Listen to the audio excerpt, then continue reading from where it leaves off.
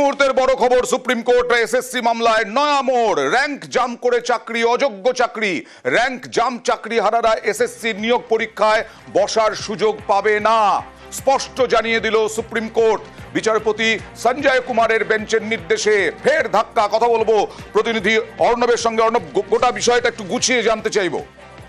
দেখো, যে যা হলো আজ সুপ্রিম কোর্টে বিচারপতি সঞ্জয় কুমারের বেঞ্চে, এবং এক্ষেত্রে ক্লারিফিকেশন যে যারা চাকরি হারিয়েছিলেন এসএসসির মামলায় সুপ্রিম কোর্টের রায়ে, ৩রা এপ্রিলের রায়ে, সেই রায়ে যারা র‍্যাঙ্ক জাম্প করে চাকরি পেয়েছিলেন তাদের চাকরিও বাতিল হয়, কারণ পুরো প্যানেলটাই বাতিল হয়েছে। কিন্তু অযোগ্য চিহ্নিত করতে গিয়ে হাইকোর্টের রায়ে বেশ কিছু স্পেসিফিকেশন ছিল, তার মধ্যে অন্যতম ছিল র‍্যাঙ্ক জাম্প, যেটা আমরা বারবার দর্শকদের দেখিয়েছিলাম হাই জাম্প ফর্মুলার চাকরি, অর্থাৎ যিনি প্রকৃত মেধাবী তাকে জাম্প করে আরেকজন চাকরি পাচ্ছে অযোগ্য। এই র‍্যাঙ্ক জাম্প করে যারা চাকরি পেয়েছিলেন তাদের চাকরিও বাতিল হয়েছে। এই র‍্যাঙ্ক জাম্প করে যারা চাকরি হারিয়েছেন তারা সুপ্রিম কোর্টে মুভ করেছিলেন বিচারপতি সঞ্জয় কুমারের বেঞ্চে, এবং সেখানে তাদের আইনজীবীরা বলেন যেহেতু তাদের ওএমআর রয়েছে, তাদের ওএমআর ম্যানিপুলেশন নয়, বা তারা অন্য কোনো অসৎ উপায়ে চাকরি পায়নি, এবং তারা র‍্যাঙ্ক জাম্পের একটা শিকার, এক্ষেত্রে তারা এই নতুন যে রিক্রুটমেন্ট প্রক্রিয়া হবে, যেটা 31শে মের মধ্যে বিজ্ঞপ্তি দেওয়ার কথা এসএসসি, সেখানে তারা বসতে পারবেন কি পারবেন না এটা তারা জানতে চান। বিচারপতি সঞ্জয় কুমার জানিয়ে দিলেন যে সুপ্রিম কোর্টের রায় এসেছে সেই রায়ে অযোগ্য টেন্টেড দের তালিকা হিসেবে একগুচ্ছ বিষয় সামনে আনা হয়েছে, এবং এই র‍্যাঙ্ক জাম্প করে যারা চাকরি হারিয়েছেন তারা অযোগ্যই, তারা যোগ্য হতে পারেন না, তারা ওই জায়গায় পরীক্ষায় বসার সুযোগ পেতে পারেন না। এবং আরো একটি কথা সুপ্রিম কোর্টের বিচারপতি সঞ্জয় কুমার নির্দিষ্ট করে বলেন, অযোগ্য চাকরি মানে সেগুলো অযোগ্য চাকরি, তাদের পরীক্ষায় বসার কোনো সুযোগ নেই, এবং তারপরই এই আবেদনটি ডিসমিস করা হয়, অর্থাৎ বাতিল করে দেয় সুপ্রিম কোর্ট। এর অর্থ এই যারা আন্দোলন করছেন এসএসসির অনেকেই, যারা রিভিউ পিটিশন বা এই ধরনের অ্যাপ্লিকেশনের মাধ্যমে সুপ্রিম কোর্ট থেকে কোনো একটা আশার আলো দেখতে চাইছিলেন, সেখানেও একটা বড়সড় ধাক্কা আজকে এলো।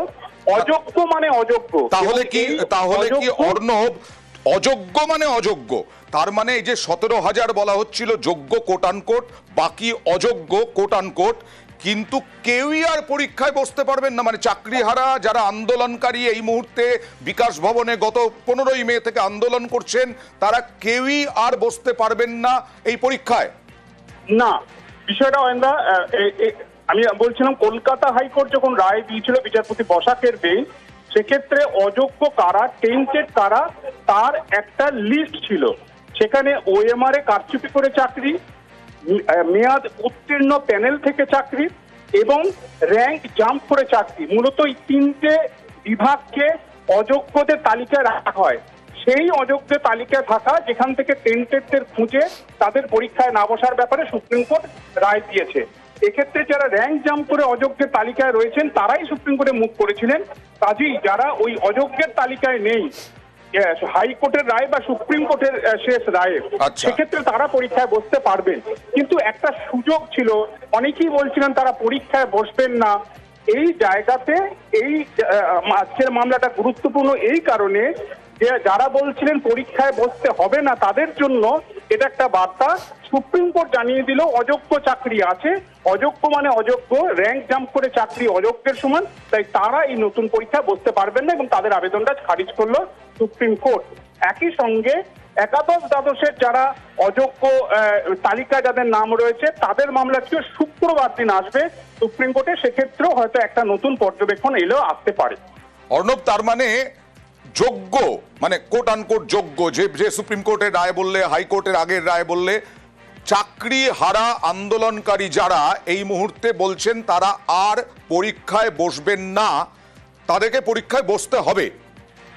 একেবারে তাই, সুপ্রিম কোর্টের বার্তাটার প্রত্যক্ষ নির্দেশ হলো অযোগ্যরা পরীক্ষায় বসতে পারবে না, কিন্তু যারা অযোগ্যের তালিকায় নেই, অন্তত হাইকোর্টের রায় বা সুপ্রিম কোর্টের রায়ের পাতায়, তাদেরকে কিন্তু পরীক্ষায় বসতে হবে, সেটা আরো এক প্রকার নিশ্চিত হয়ে গেল।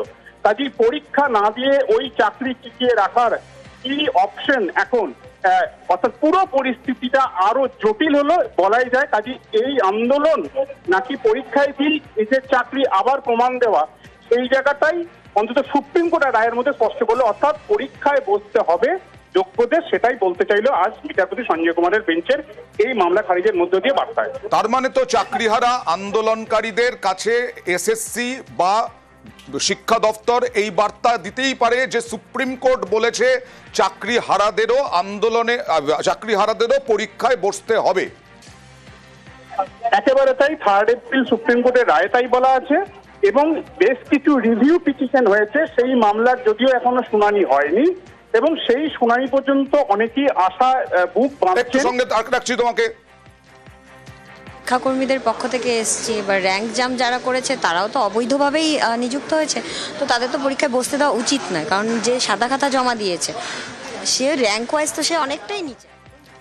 র্যাঙ্ক জাম করাদের আর চাকরির পরীক্ষায় বসা যাবে না, অযোগ্য মানে তারা অযোগ্যই, বিচারপতি সঞ্জয় কুমারের বেঞ্চের নির্দেশ।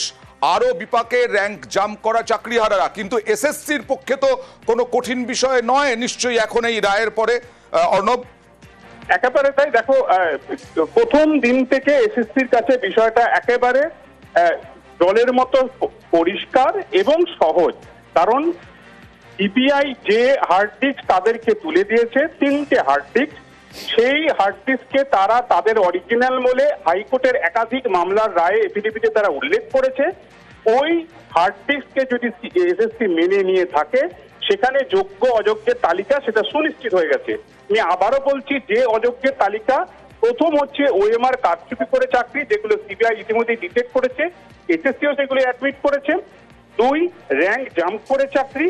3, মেয়াদ, অর্থাৎ এসএসসির প্যানেলের মেয়াদ শেষ হওয়ার পরে যে চাকরি, যেটা প্রাথমিকভাবে এসএসসি বলেছিল কিছুদিন আগে যে 3rd রাউন্ডের পরে যতগুলি কাউন্সিলিং হয়েছে সেই চাকরি তারা বাতিল বলে মনে করছে। তুমি মনে করে দেখো, সন্ধ্যের দিকে এই বিবৃতি এসেছিল। এই চাকরিগুলি কিন্তু এখন অযোগ্যের তালিকায় চলে গেল, কাজে এই যারা চাকরি হারিয়েছেন এই 3 তালিকা থেকে, সেই তালিকা এসএসসির কাছেও রয়েছে, মধ্যশিক্ষা পর্ষদের কাছেও রয়েছে, তারা কিন্তু আর পরীক্ষায় বসতে পারবেন না। আজকে সুপ্রিম কোর্টের রায়টা একেবারে জলের মতো স্পষ্ট হয়ে গেল। র্যাঙ্ক জাম চাকরিহারারা এসএসসির নিয়োগ পরীক্ষায় বসার সুযোগ পাবেন না, এই মুহূর্তের খবর। সুপ্রিম কোর্ট এসএসসি মামলায় নয়া মোড়, র্যাঙ্ক জাম্প করে যারা চাকরি পেয়েছিলেন তারা অযোগ্য বলে দিল সুপ্রিম কোর্ট।